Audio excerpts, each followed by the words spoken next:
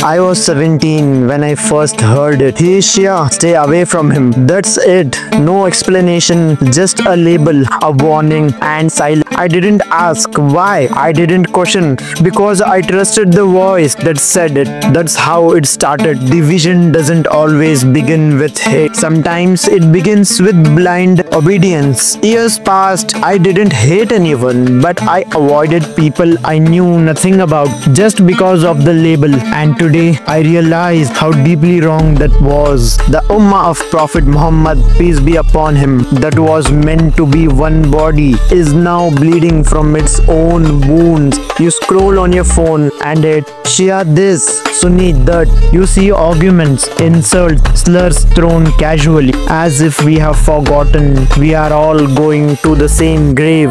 We didn't choose these labels at birth, but we were raised to defend them like armies. But you know what hurts the most? Nobody taught me the Quran before they taught me who to dislike. That is where we failed.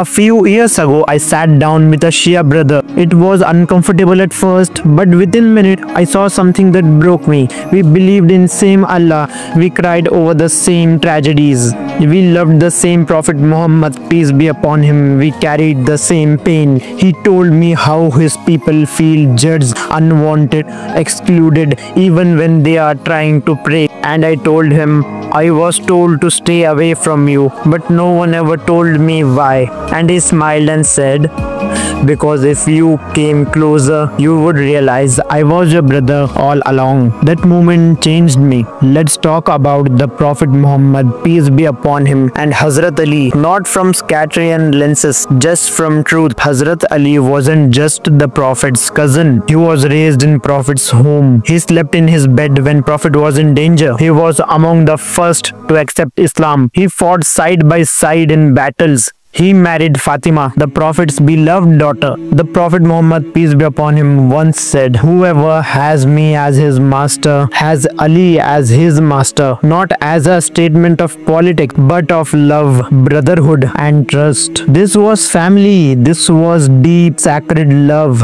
And yet today we argue over the legacy like we own it, as if shouting louder on TikTok makes us more religious. You want to honor the Prophet? Then honor the people he loved. You want to be close to Allah? Then don't curse his servants. Hazrat Ali gave his life for Islam, not for your arguments, not for your pride. Shias and Sunni both scared of each other in some places, worried about judgment in their own mosque, worried that being honest will get them labeled, silenced or even attacked. Social media made it worse, a place where ignorance gets more views than knowledge, where short clips misrepresent entire beliefs. Everyone just waits to reply. But here is the thing, we both fast, we both pray, we both cry at injustice, we both say La ilaha illallah Muhammadur Rasulullah. Because your scholar said something my scholar didn't, our enemies look at us and laugh, because while they unite to destroy us, we destroy each other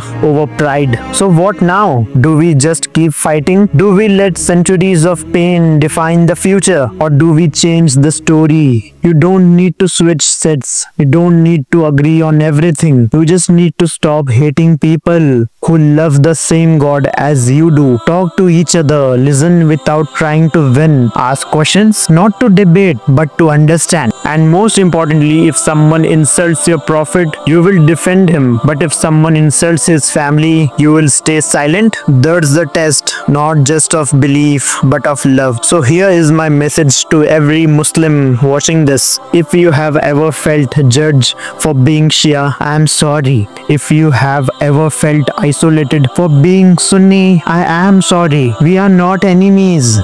We are one ummah, poisoned by politics, division and ego. But we can choose differently, because your set won't save you, your compassion might. And on the day of judgment, when Allah asks you how you treated your fellow believers, I hope you can say, with mercy, with kindness,